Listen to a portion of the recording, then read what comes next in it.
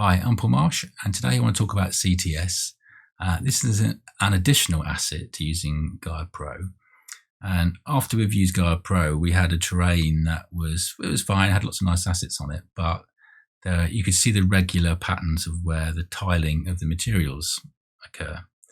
And this is the result of me using CTS. And as you can see, it's really difficult to see that tiling now. It's done a really good job. However, it's been quite difficult for me to get CTS working. So this video shows the warts and all of me trying to get to this resulting scene. I hope it will be of use to you so you don't fall for the same pitfalls that I did. So if that sounds interesting to you, then please watch along. Hi, I'm Paul, and today I want to talk about CTS, which is a tool that's used to make your terrains look a bit better. And the way it does that is by having different kinds of shaders. So this is the first time I'm going to try this, so this is a bit of a watch along.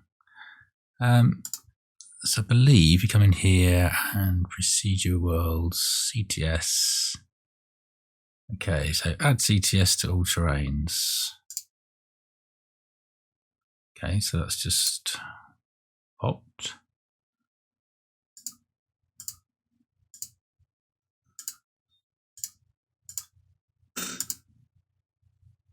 Terrain collider, Unity terrain, CTS.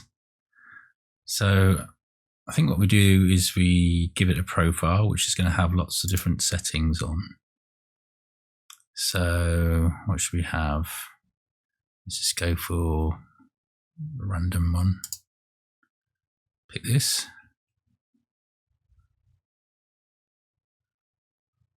Well, okay, it's gone very dark.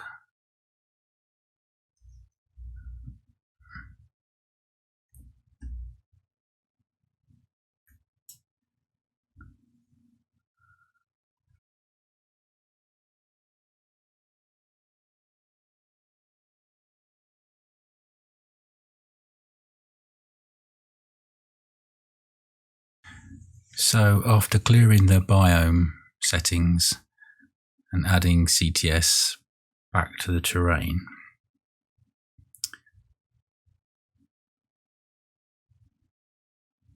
so just click that, goes back onto the terrain object, as we'd expect.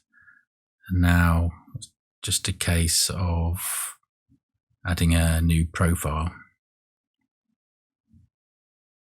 So let's see how we get on with our selection of profiles.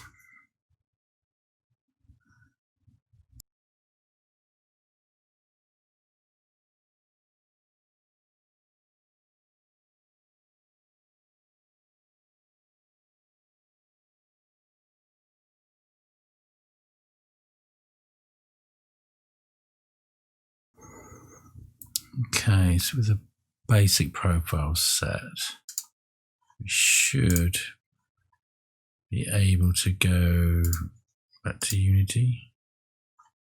Ugh. Now what I'm looking for is kind of areas where you've got a very obvious tile. So you can see these are very obviously tiled. This looks pretty ugly. And then when you go to basic, you can kind of still see that in there, but it's kind of trying to do some work to make that look a bit better. And these different profiles allow you to kind of play around with that. So you can see how we've got this kind of mixture of green banding and sort of more kind of dirt banding and then the sand. So if we go into terrain, I believe we can pick a different profile. So that's basic. Let's just go for G3. You can see actually, if I move this across, you can see those changes taking place live. I don't know what these different profiles mean, so I'm just clicking on them random.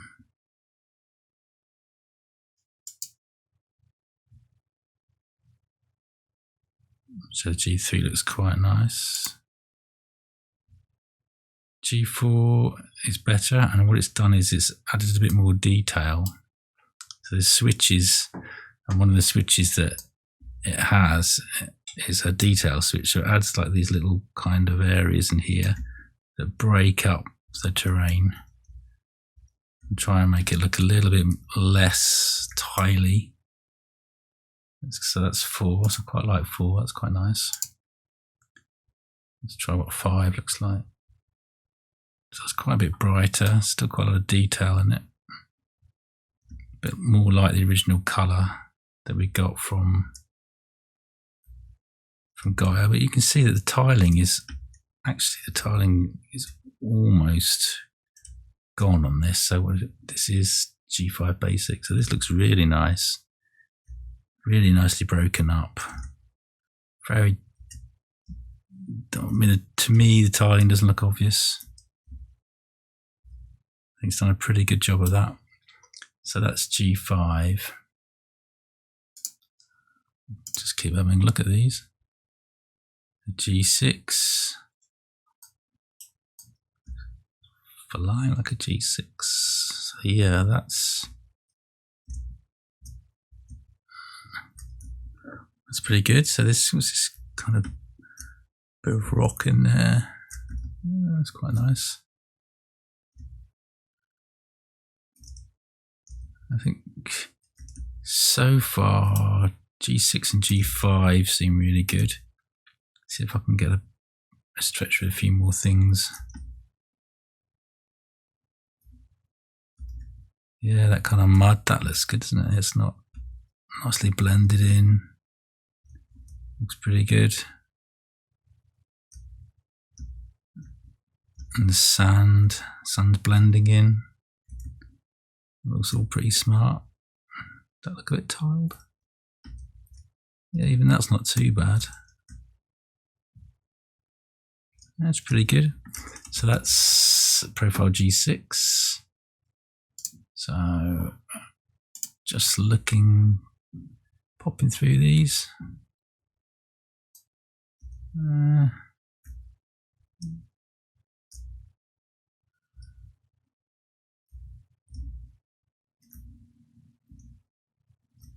Yeah, not bad.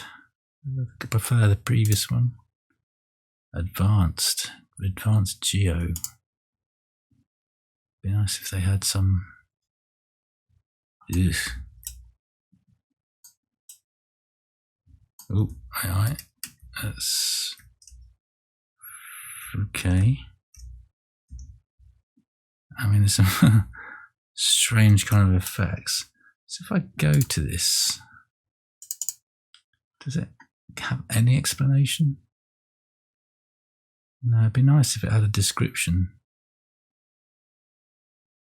Yeah, it's a shame. Anyway, I don't like that one. G7. Tessellated. Okay.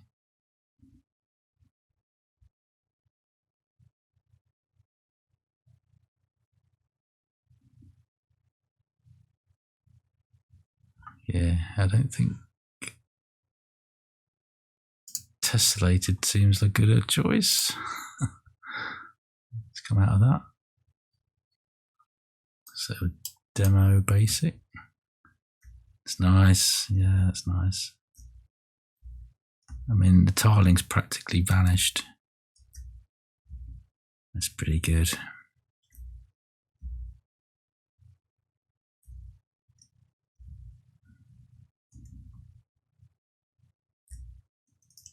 Yeah, it's quite nice.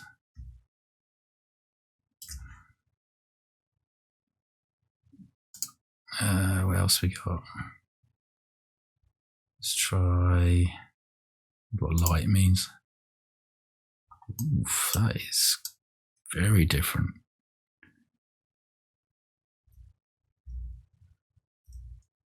And it's really kind of strong, whatever it's doing.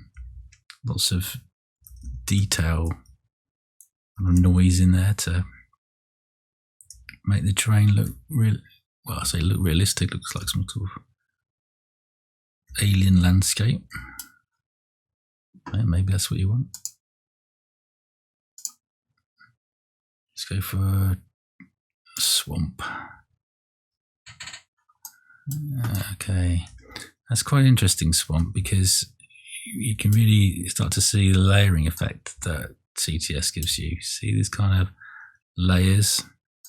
I think they call it like sedimentation. Sedimentation.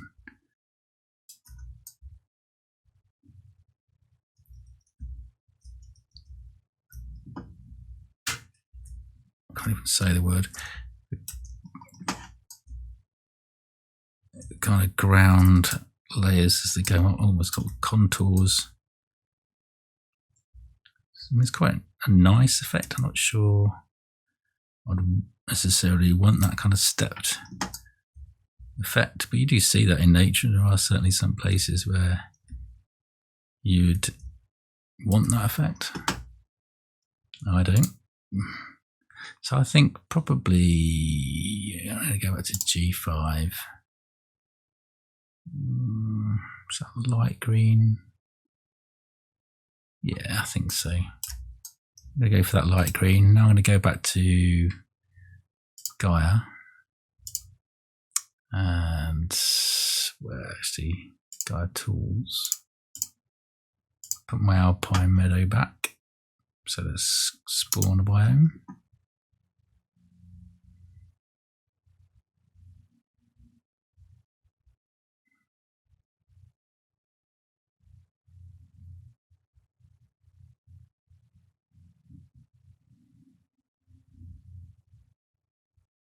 It's worryingly gone black. What's that mean? Okay, so it's a bit odd. I've deleted everything. I went back to just the terrain and I removed CTS, generated the biome in GAIA tools by pressing the spawn biome.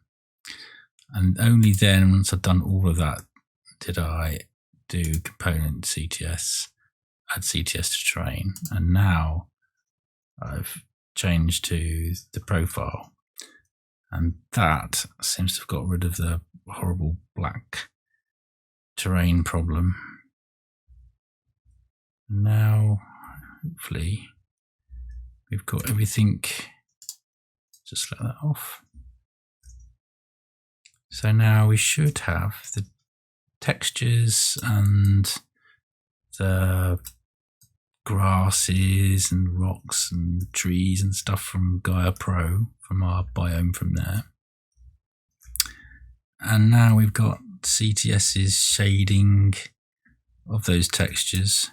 So it's giving us some extra detail on the materials themselves to make it appear, or the rendering of those materials to make it appear less regimented, less tiled. And actually, I'm finding it really difficult to spot some obvious tiling. So I think it's done a pretty good job. Yeah, I'm pretty impressed with that. I mean, if you try and get rid of that tiling by hand, I mean, it's just, you spend all day on about a 1 meter squared patch, just rotating and painting and rotating and painting. It's really tricky. And this seems to have done a good job.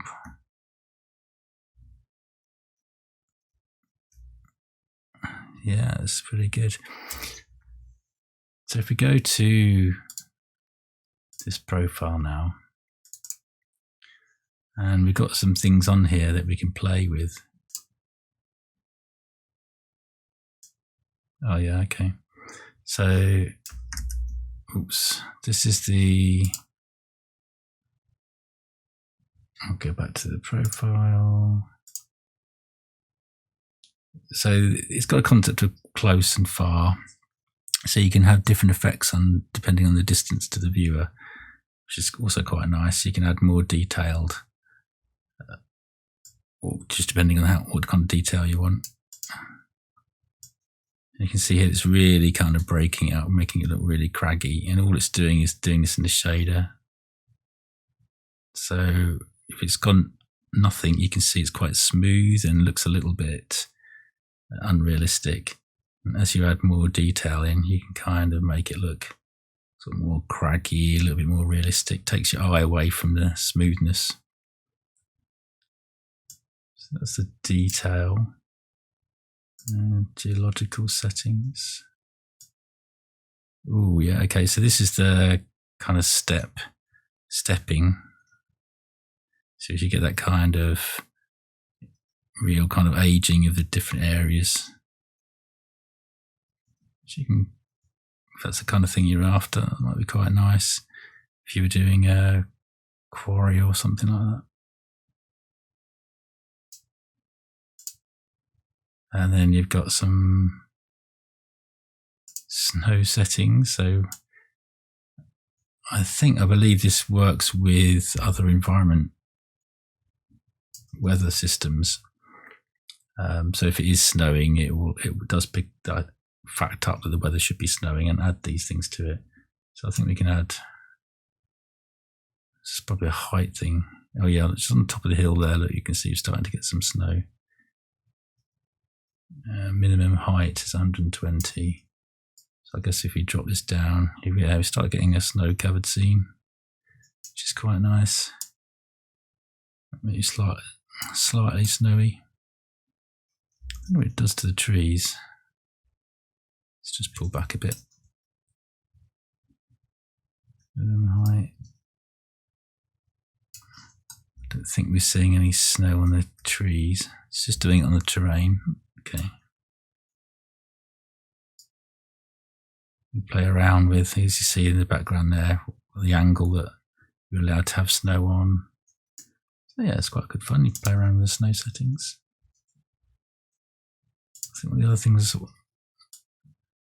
did notice, yeah, you've got this glitter, so you can get quite a nice effect. Yeah, so it's a bit of an odd effect because you're getting the grass, all the objects aren't snow covered, but the ground is. So I'm not sure about using this. So that's the snow settings. Good fun. Sure I could get this to work.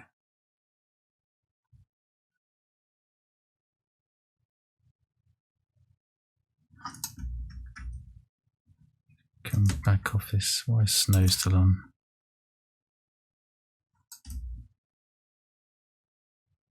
I seem to be now completely covered in snow. And the trees are all gone.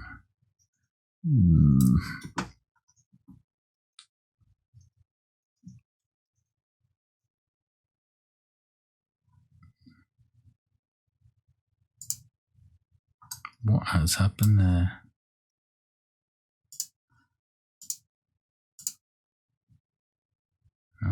Looks like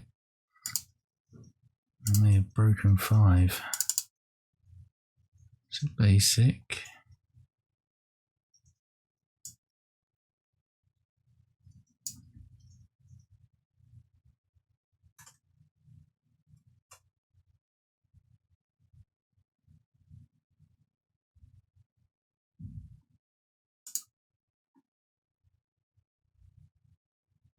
Height, let's whack that back up again. Yeah, there we go. Even though it's turned off, it was still working. So it seems to have a few little buggets with that. Trend settings. Let's turn that off again. Keeps doing that. Yeah, okay, so it's a bit fiddly and a bit buggy at times, it feels, but I think once you run with it, I think it's gives quite a good result. Let's try some nice textures.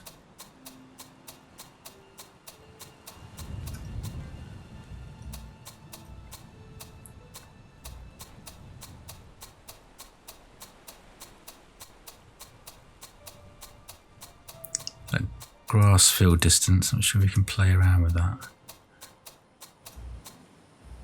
It's pretty ugly.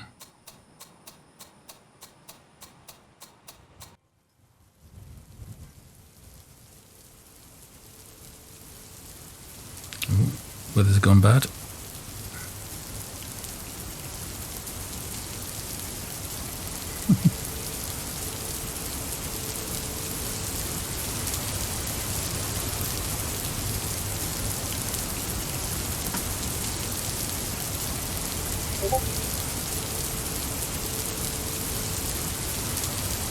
So this is GAIA Pro adding the weather. A random rainstorm.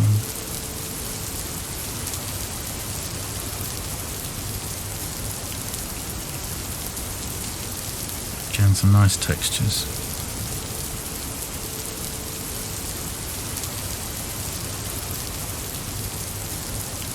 And you can see the detail going in here, shader playing with the detail of the material.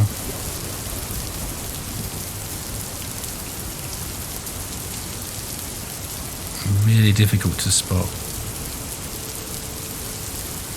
And failures in the terrain.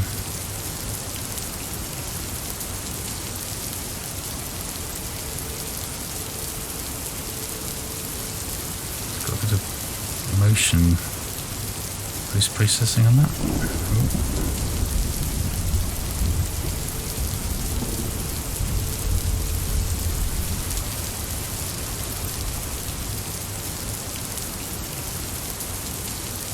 Was that a water-based thing?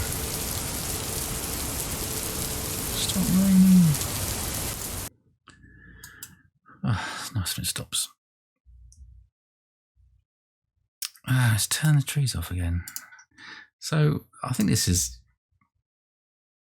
quite interesting to see because I feel that these tools are great and are worth persevering with,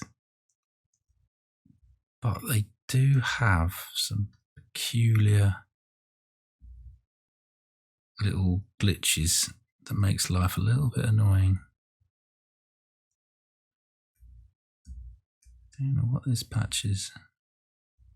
Again, it's peculiar.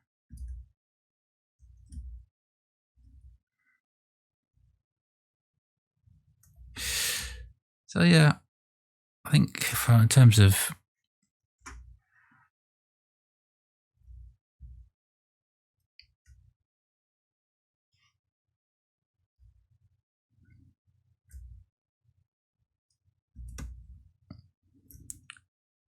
creating a terrain, I think all these products are really good, but I couldn't 100% recommend them as a way of just getting your productivity going, because they do seem to be a little bit glitchy and full of little strange problems and quirks.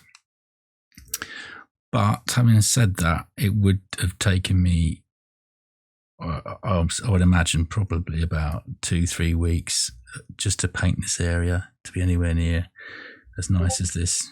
So I guess really it is worth putting up with the gremlins in order to get a nice result at the end. Okay, thanks for listening.